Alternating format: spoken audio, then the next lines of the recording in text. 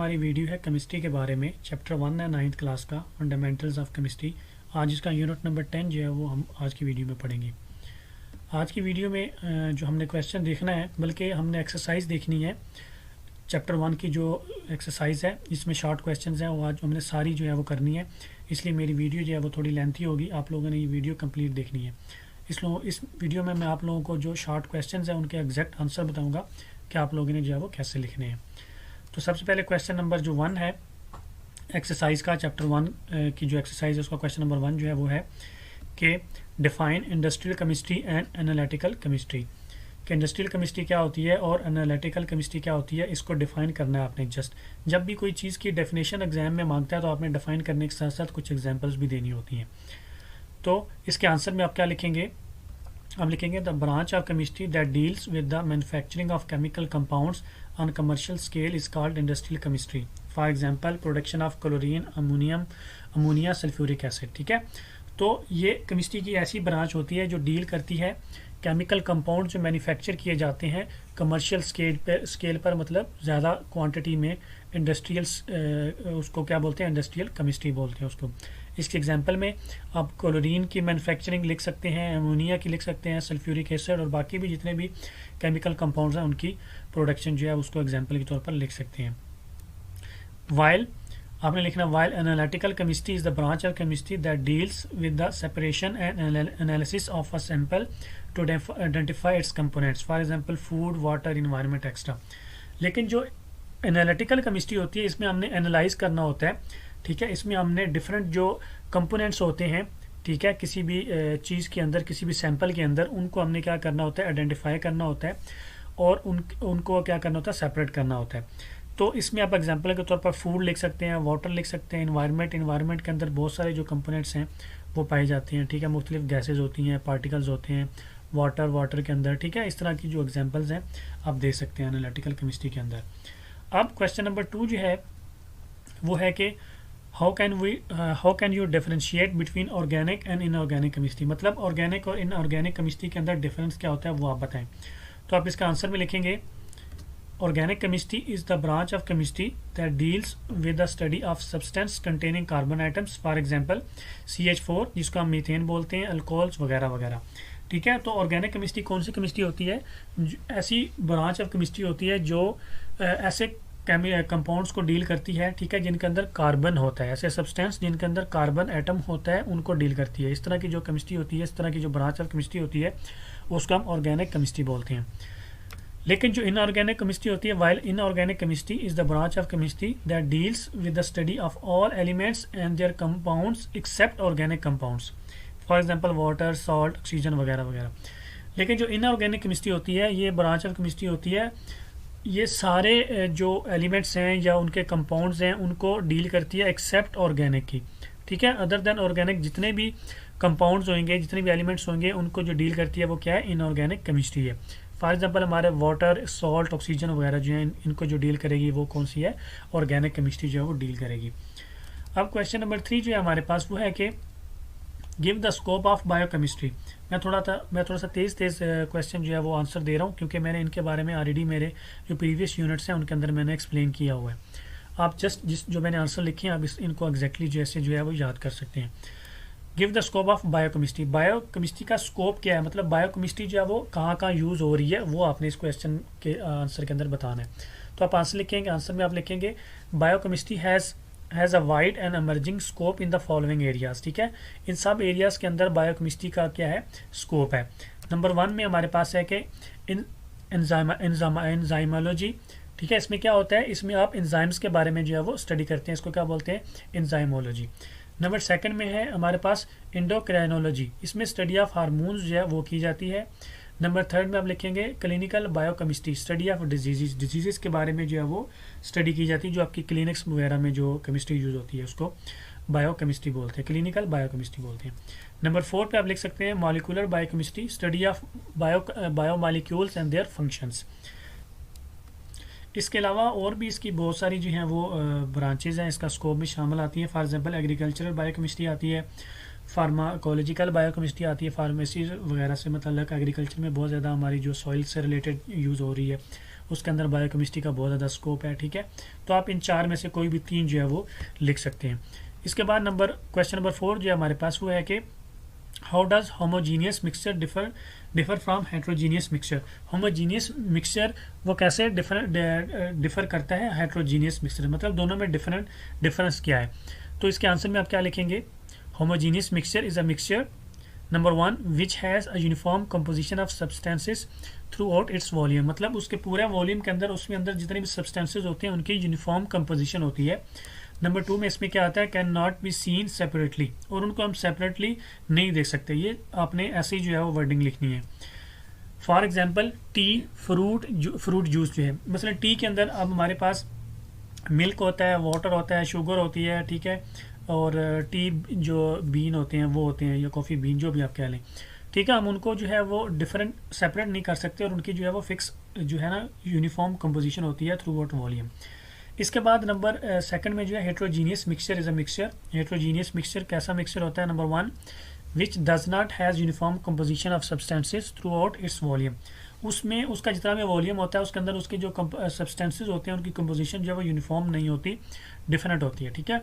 Number 2 can be seen separately, उनको हम separate देख सकते हैं, जितने भी सब्सटेंस उसके अंदर होते हैं उनको हम सेपरेट जो है वो देख सकते हैं। इसके एग्जांपल में आप लिख सकते हैं कि मिक्स ड्राई फ्रूट्स या ice cream on ice on water, मसलन एक ड्राई फ्रूट्स की आपके पास एक प्लेट है, ठीक है, तो उसके अंदर जो डिफरेंट फ्रूट्स होंगे वो आप जो है वो ड्राई फ्रूट्स होंगे वो आप जो है वो देख सकते हैं, उनकी यूनिफॉर्म कंपोजिशन नहीं होती, वो डिफरेंट कंपोजिशन से जो है वो पड़े हुए होते हैं। तो ये दोनों में जो है वो डिफरेंस होता है, आपने इन दोनों को जो है वैसे ही लिखना है। इसके बाद क्वेश्चन नंबर 5 है, इसमें है कि what is the relative atomic मास, ठीक है। अब वो पूछ रहे हैं कि रिलेटिव एटॉमिक मास जो है वो क्या होता है और how is it related to gram, और वो ग्राम से कैसे जो है वो रिलेट करता है। अब इसने 2 पार्ट्स में डिवाइड किया, तो इसके आंसर में आप क्या लिखेंगे, इसके आंसर में आप लिखेंगे the relative atomic mass is the average mass of the atoms of an element as compare to 1/12 the mass of an atom of carbon 12 isotope. Its unit is atomic mass unit and is denoted by AMU। तो आप simple ऐसे ही लिखेंगे कि जो relative atomic मास क्या होता है, basically ये एवरेज मास होता है, ठीक है, mass of the atom of an, किसी भी एलिमेंट के जो एटम्स होते हैं उनका एवरेज मास होता है, और इसको कंपेयर किया जाता है किसके साथ, 1/12 मास of an atom of carbon 12, मतलब जो कार्बन 12 आइसोटॉप होता है हमारे पास उसके 1/12 से इसे कंपेयर किया जाता है, और इसकी जो यूनिट होती है उसको बोलते हैं एटॉमिक मास यूनिट, और इसको AMU से लिखते हैं, ठीक है। आपने ऐसी जो वर्डिंग लिखनी है।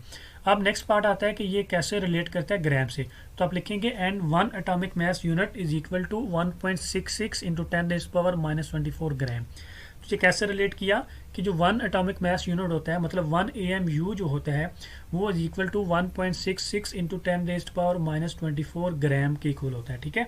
ये इन दोनों का जो है वो मैथमेटिकल रिलेशन है, उसने वो पूछा आपसे।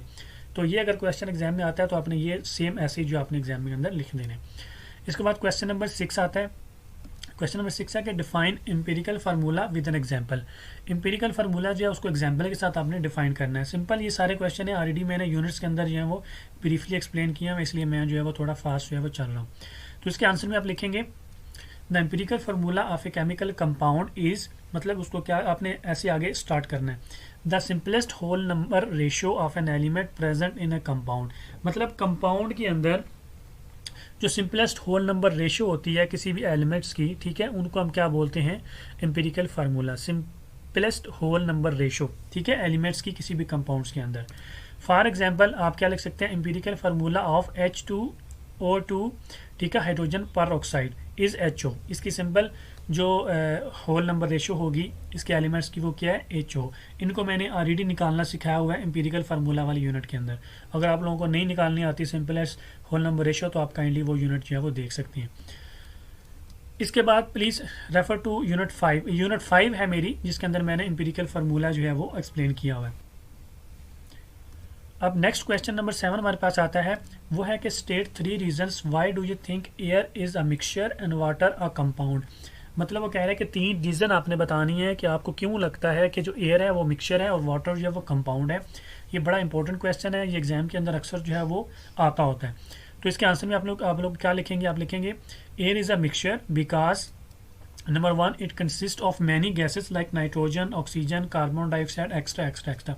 आपने कहना है कि जो एयर है वो मिक्सचर है। अगर आप लोगों को मिक्सचर और कंपाउंड की डेफिनेशन ये दोनों में डिफरेंस समझ नहीं आता या नहीं आता तो मेरी प्रीवियस यूनिट जो मिक्सचर और कंपाउंड के बारे में है काइंडली आप उधर रेफर करें, और मैंने वहाँ पे ब्रीफली जो है वो एक्सप्लेन किया हुआ दोनों का डिफरेंस। तो आप क्या लिखेंगे, एयर क्यों मिक्सचर है, क्योंकि इसके अंदर बहुत सारी गैसेज होती हैं।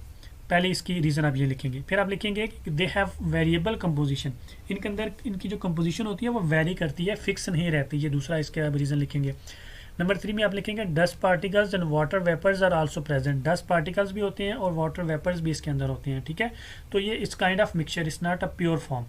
इसके बाद आप लिखेंगे water is a compound because, water क्यों कंपाउंड है, because its elements are bound together chemically. इसके एलिमेंट्स जो है वो केमिकली बाउंड होते हैं, कंपाउंड की डेफिनेशन के अंदर फॉल होती है ये। Number 2, it's elements can not be separated by physical mean. इसके एलिमेंट्स जो हैं वो फिजिकल मीन से सेपरेट नहीं किए जा सकते, ऑल्दो केमिकल प्रोसेस से सेपरेट किए जा सकते हैं, लेकिन by physical mean they can not be separated. Number 3 में आप लिखेंगे इट हैज़ फिक्स कंपोजिशन, इनकी कंपोजिशन फिक्स रहती है। तो इन दोनों में ये डिफरेंस में जो आप ये तीनों पॉइंट्स है लिखेंगे। Air is a mixture because it's consist of many gases, उसमें डिफरेंट गैसेस होती हैं, उनकी वेरिएबल कंपोजिशन होती है, और इसके अंदर डस्ट पार्टिकल और वाटर वेपर्स भी जो पाई जाती है। वाटर जो है वो कंपाउंड है क्योंकि इसके एलिमेंट्स जो है वो केमिकली हेल्ड टुगेदर होते हैं और इनको फिजिकल मीन से सेपरेट नहीं किया जा सकता, और इनकी कंपोजिशन भी जो है वो फिक्स होती है। ये तीन जो है वो दोनों में आपने डिफरेंशिएशन इनके जो है वो लिखने हैं। इसके बाद नंबर 8 पे जो क्वेश्चन है उसमें है कि explain why are hydrogen and oxygen considered elements and water a compound. वो कह रहा है कि आप बताएं कि हाइड्रोजन और ऑक्सीजन जो है वो एलिमेंट्स कंसिडर किए जाते हैं, लेकिन जो वाटर है उसको कंपाउंड कंसिडर किया जाता है, क्यों। तो अगर आप लोगों को एलिमेंट्स और कंपाउंड्स की डेफिनेशन नहीं आती तो मेरी प्रीवियस यूनिट्स है, काइंडली उसमें रेफर करें। तो इसका एग्जाम्पल, इसके आंसर में आप लिखेंगे hydrogen and oxygen are considered elements because they consist of same type of items. ठीक है, सबसे पहले इनमें क्या डिफरेंस है, ऑक्सीजन और हाइड्रोजन जो है इनमें सेम टाइप ऑफ एटम्स होते हैं। Whereas water is compound because it consist of different types of atoms present in it. Two hydrogen and 1 oxygen. ठीक है, तो इसमें क्या डिफरेंशिएशन है, हाइड्रोजन और ऑक्सीजन जो है उनको एलिमेंट्स क्यों बोलते हैं, क्योंकि उनके अंदर सेम टाइप ऑफ एटम्स होती हैं। लेकिन वाटर को कंपाउंड क्यों बोलते हैं, क्योंकि अंदर डिफरेंट टाइप्स ऑफ एटम्स होते हैं। ठीक है, मसलन 2 हाइड्रोजन होते हैं और 1 ऑक्सीजन होता है। अब जो नेक्स्ट क्वेश्चन है हमारे पास, क्वेश्चन नंबर 9, इसके अंदर है कि what is the significance of the symbol of an element. मतलब एक एलिमेंट का जो सिंबल होता है उसकी सिग्निफिकेंस क्या है, उसकी इंपॉर्टेंस क्या है, वो क्यों ज़रूरी है, उसकी क्या इंपॉर्टेंस है, उसके बारे में आपने बताना है। तो आप इसका आंसर में आप लिखेंगे symbol of an element is use to represent elements in shorter form and also to represent the mass of an element. ठीक है, तो किसी भी एलिमेंट का जो सिंबल होता है वो किस चीज़ के लिए यूज़ किया जाता है, वो यूज़ किया जाता है एक एलिमेंट को शॉर्ट फॉर्म में रिप्रेजेंट करने के लिए। ठीक है, और दूसरा उसका उस एलिमेंट का जो मास होता है उसको रिप्रेजेंट करने के लिए। For example symbol of hydrogen is H and for calcium it is Ca। ठीक है, कैल्शियम का जो सिंबल है उसको Ca से डिनोट करते हैं, हाइड्रोजन के सिंबल को H से डिनोट करते हैं। अब क्वेश्चन नंबर 10 जो हमारे पास इसमें है कि state the reason soft drink is a mixture and water is a compound. वो कह रहा है कि रीज़न लिखें कि जो सॉफ्ट ड्रिंक जो हम यूज़ करते हैं, जो पेप्सी, कोका कोला, 7 अप, ये जो हम यूज़ करते हैं ये मिक्सचर है, लेकिन वाटर जो है वो कंपाउंड है। तो इसके आप आंसर में लिखेंगे number 1, soft drink is a mixture because it is made of different substances which are not chemically combined, but water is a compound because it is made of oxygen and hydrogen which are chemically combined together. ठीक है, तो दोनों में difference क्या है, soft drinks जो होती हैं इनको मिक्सचर क्यों बोलते हैं, क्योंकि इनके अंदर डिफरेंट सब्सटेंसेज होते हैं। ठीक है, और वो सब्सटेंसेज जो होते हैं वो chemically which are not chemically combined.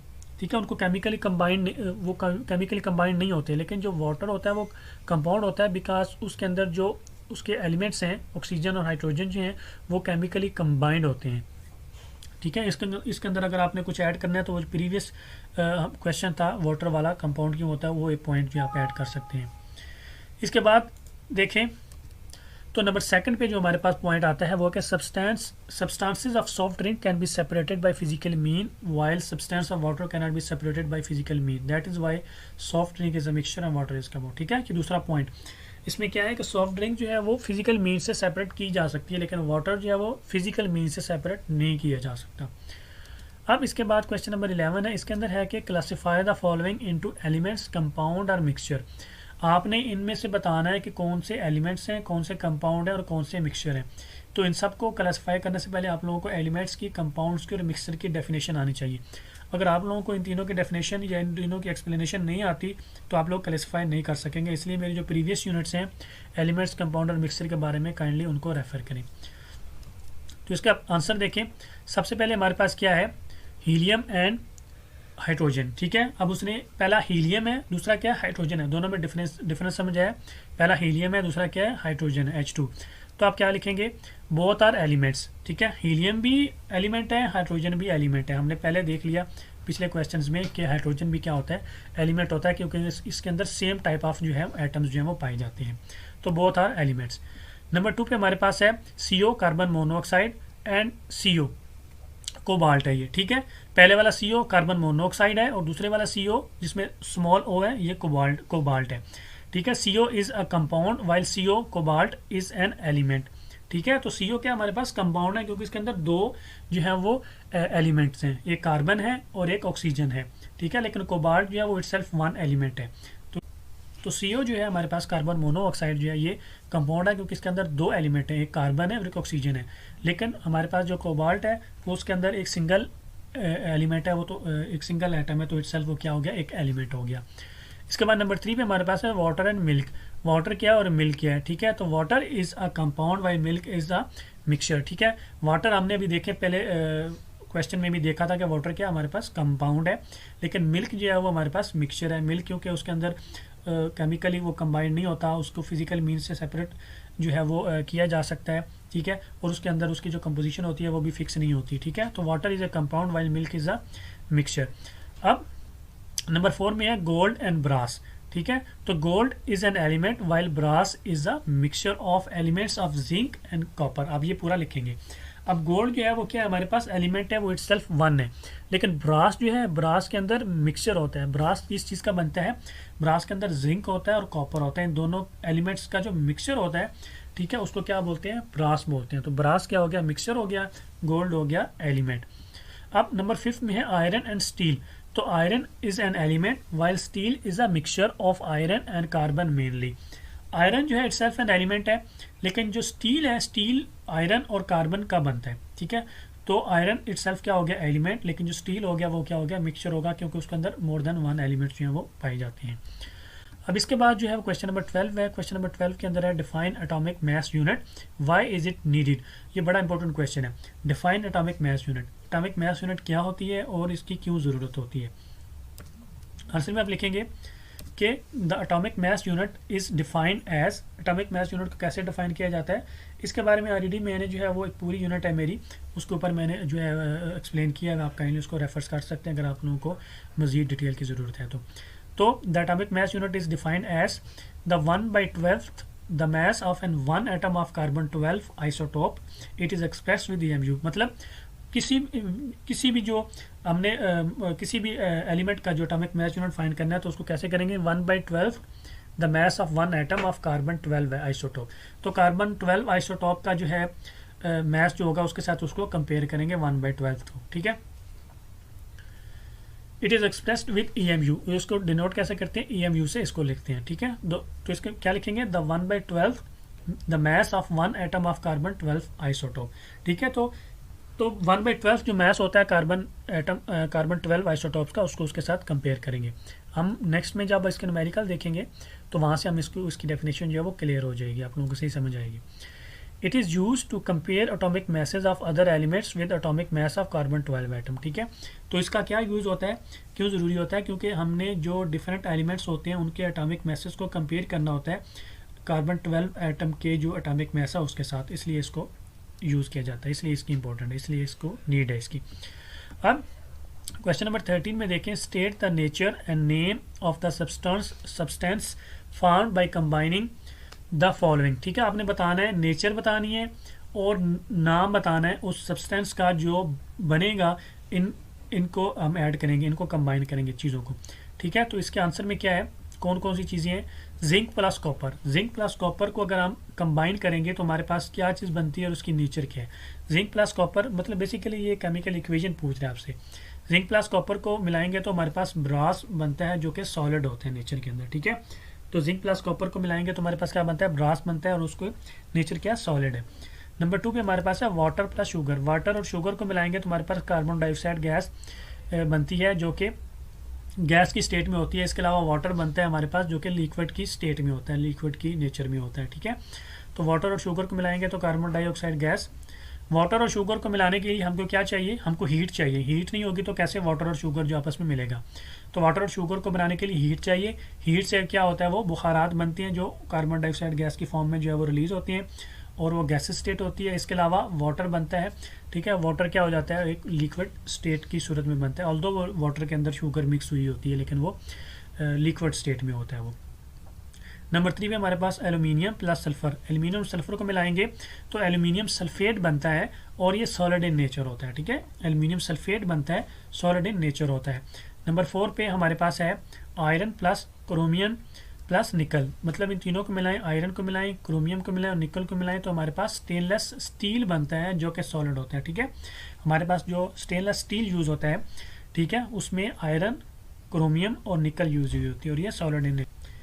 इसके बाद नंबर 14 पे देखें तो हमारे पास क्वेश्चन है कि differentiate between molecular mass and formula mass, which of the following have molecular formula. सबसे पहले वो कह रहा है कि डिफरेंशिएट करना है आपने, मॉलिक्यूलर मास क्या होता है और फार्मूला मास क्या होता है। फिर आपने जो है वो नीचे वो कुछ बताएगा आपको, उसमें से आपने बताना है कि मॉलिक्यूलर फार्मूला किस किस का है, कौन कौन से जो है उनके अंदर मॉलिक्यूलर फार्मूला है। अगर आप लोगों का मॉलिक्यूलर मास और फार्मूला मास का डिफरेंशिएशन या एक्सप्लेनेशन नहीं आती तो मेरी पूरी यूनिट इसके ऊपर है, काइंडली उसको रेफर करें। मैंने इसमें सिर्फ जो है आपको लोगों को जो है वो क्वेश्चन कैसे करना है उसके बारे में बताना है। तो आंसर में आप लिखेंगे the sum of atomic masses of all the atoms present in one molecule of a molecular substance is called molecular mass, while formula mass is the sum of atomic masses of all the atoms present in the formula unit of a substance in an ionic form। तो दोनों में difference समझ आया आप लोगों को क्या हो गया? अब देखें, सबसे पहले जो है आपके मॉलिक्यूलर मास जो है वो क्या होता है, इसमें the sum of atomic masses क्या करना है आपने? ऐड करना है एटॉमिक मैसेज को। किन के एटॉमिक मैसेज को? Atoms present in one molecule of the molecular substance. एक मॉलिक्यूलर सब्सटेंस के अंदर जितने भी मॉलिक्यूल्स होंगे उनका अपने एटॉमिक मास को ऐड करना है, उसको क्या बोलते हैं? Molecular mass. लेकिन फार्मूला मास ऐसा नहीं होता। फार्मूला मास के अंदर आयनिक सब्सटेंसेज होंगे, ठीक है, आयनिक जो है वो सब्सटेंस होंगे और उनके आपने क्या करना है? फार्मूला यूनिट जो है उनको ऐड करना है। बेसिकली दोनों में डिफरेंस क्या होता है? एक के अंदर आयनिक सब्सटेंसेज होते हैं, एक के अंदर जो है वो मॉलिक्यूलर सब्सटेंसेज होते हैं, बस ये डिफरेंस होता है। मॉलिक्यूलर वाले को हम क्या बोलते हैं? वन मॉलिक्यूल, ठीक है, और आयनिक सब्सटेंस वाले को बोलेंगे फार्मूला यूनिट्स। बस ये दोनों में ये डिफरेंस होता है। नंबर 1 H2O, ठीक है, H2O हमारे पास वाटर है, ठीक है। ये बताना है कि इसका मॉलिक्यूलर फार्मूला होगा कि नहीं होगा। Water has same molecular formula H2O since it's already in simple form. Water जो H2O वो ऑलरेडी सिंपल फॉर्म में है तो उसका जो मॉलिक्यूलर फार्मूला होगा वो भी क्या होगा? H2O। Number 2 NaCl। NaCl ये क्या है? अभी हमारे पास आयनिक सब्सटेंस है तो NaCl does not have molecular formula since it's an ionic compound. तो ये आयनिक कंपाउंड है, इसके अंदर मॉलिक्यूलर फार्मूला नहीं होगा। मॉलिक्यूलर फार्मूला किनका होगा? जो मॉलिक्यूलर सब्सटेंसेज होंगे। अब नंबर 3 पे आता है Ki। तो Ki does not have molecular formula since it's an ionic compound. ये भी आयनिक कंपाउंड है, ठीक है, इसका भी जो है वो मॉलिक्यूलर फार्मूला नहीं है, ये भी आयनिक कंपाउंड है। इसके बाद नंबर 4 में जो हमारे पास है H2SO4 सल्फ्यूरिक एसिड जो है, तो sulphuric acid has same molecular formula as H2SO4, ठीक है। जिस तरह H2SO4 है सेम इसी तरह इसका मॉलिक्यूलर फार्मूला है since it's already in simple form. तो H2O मॉलिक्यूलर सब्सटेंस है और H2SO4 भी मॉलिक्यूलर है।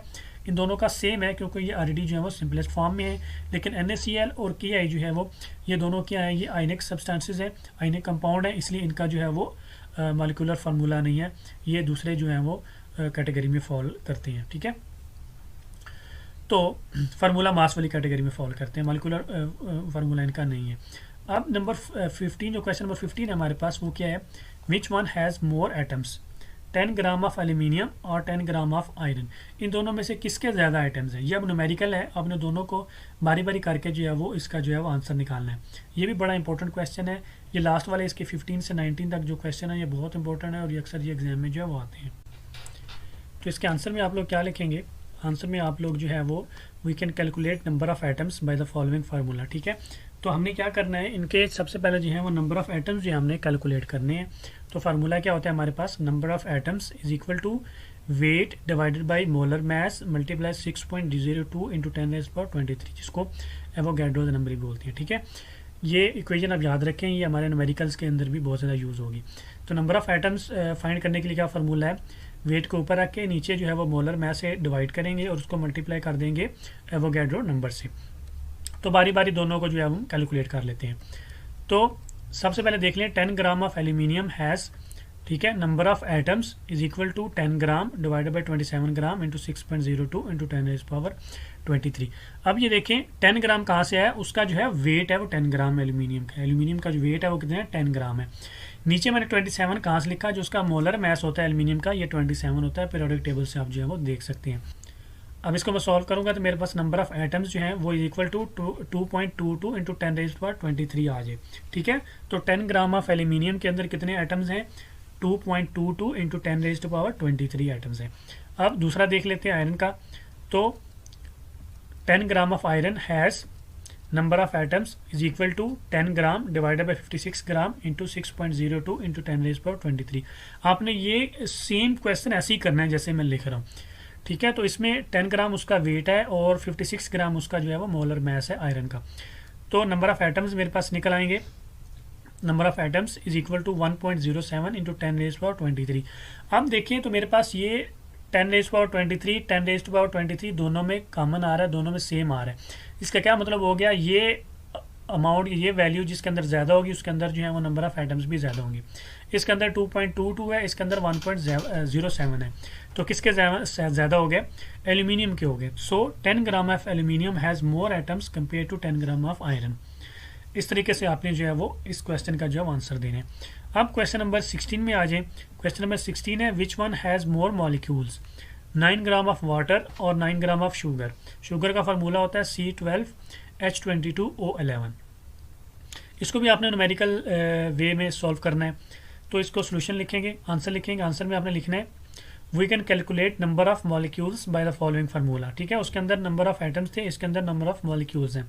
फार्मूला कौन सा होता है, number of molecules is equal to weight divided by molar mass multiply 6.02 into 10⁻23, जिसको एवोगैड्रो नंबर बोलते हैं।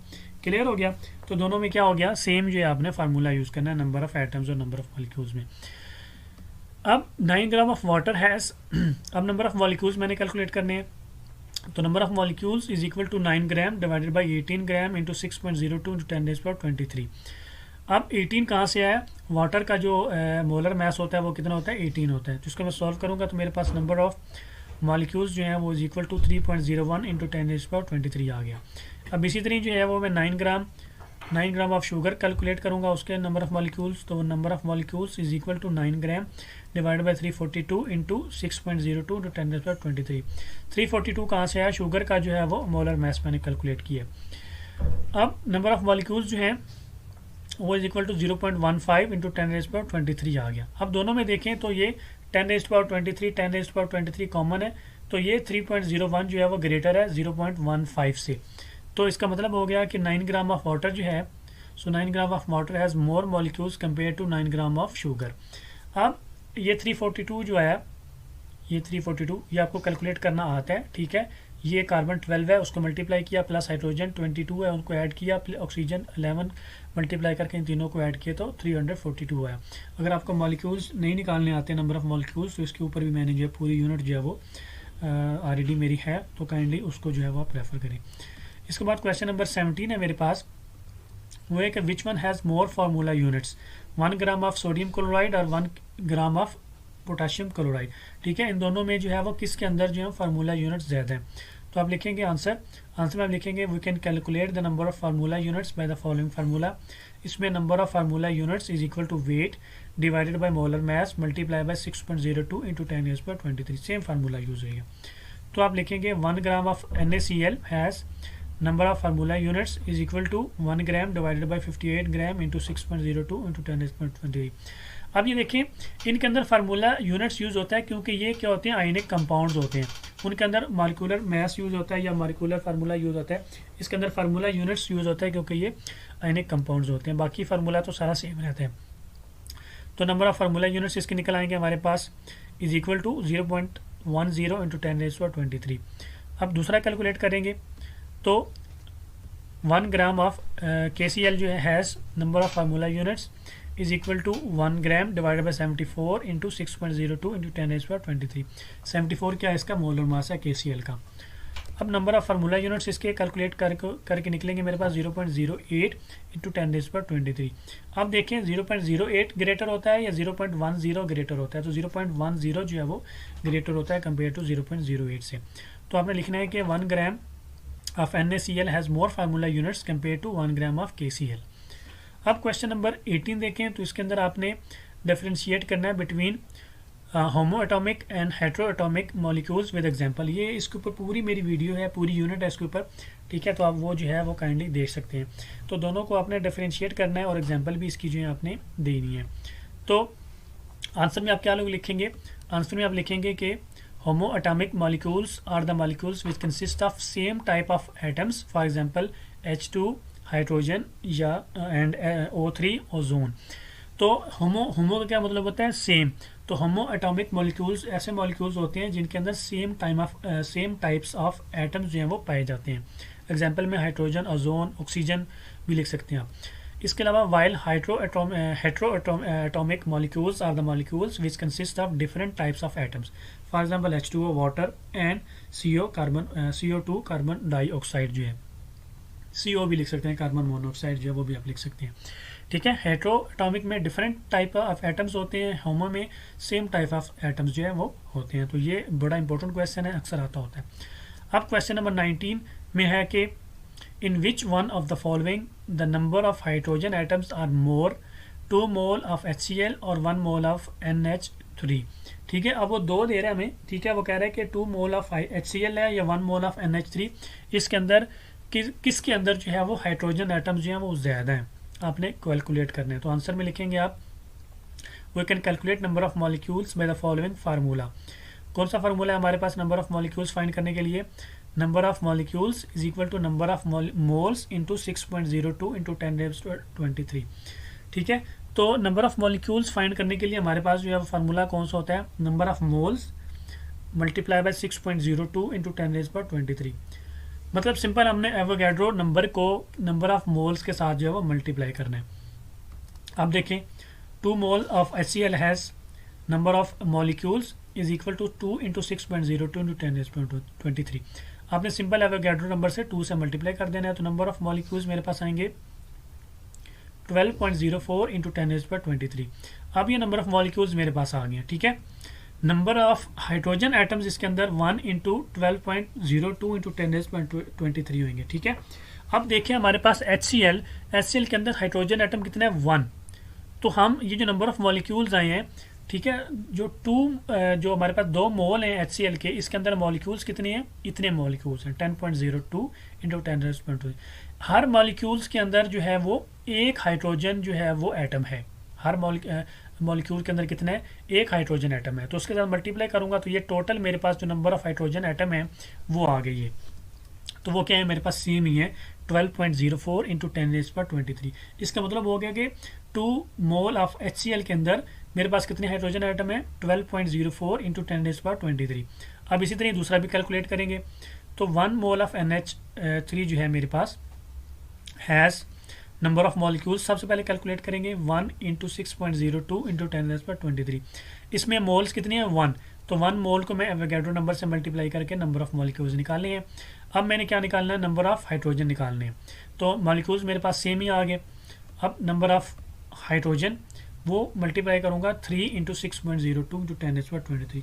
अब 3 से क्यों मल्टीप्लाई किया, अब देखें 1 मोल ऑफ जो हाइड्रोजन NH3 है, इसके अंदर हाइड्रोजन कितने हैं, 3 है, ठीक है। एक मोल के अंदर 3 है। तो हमारे पास टोटल जो मॉलिक्यूल्स हैं वो इतने हैं, इनको हमने 3 से मल्टीप्लाई करना है। तो हमारे पास नंबर ऑफ हाइड्रोजन एटम आएंगे। तो ये आगे 18.06 इंटू 10⁻23। तो किसके अंदर ज़्यादा हाइड्रोजन एटम हुए, तो इसका मतलब है कि 1 मोल ऑफ NH3 जो है उसके अंदर हाइड्रोजन एटम जो है वो ज़्यादा हो गए, ज़्यादा है। तो इस तरीके से आप जो है वो इसको सॉल्व करेंगे। ये न्यूमेरिकल्स के अंदर भी आना है, वहाँ पे भी मैं इसको ज़्यादा जो है वो ब्रीफली एक्सप्लेन करूँगा, आप लोगों को सही समझ आएगी। एग्जाम के अंदर आपने ऐसी ही कैलकुलेशन जो है वो निकालनी है। तो